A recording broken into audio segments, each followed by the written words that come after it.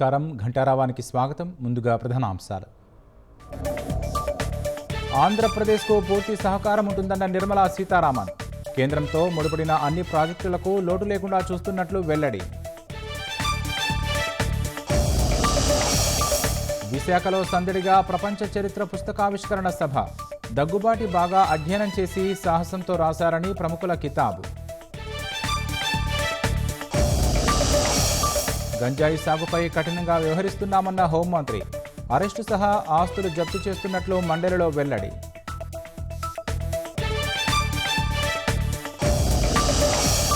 వివేక హత్య కేసు కీలక సాక్షి వాచ్మెన్ రంగన్న మృతిపై అనుమానాలు. భార్య ఫిర్యాదుతో పోలీసుల కేసు నమోదు.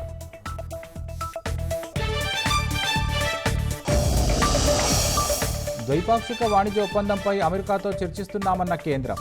ప్రతీకార సుంకాలపై మాట్లాడేందుకే పీయూష్ గోయల్ పర్యటనని వెల్లడి.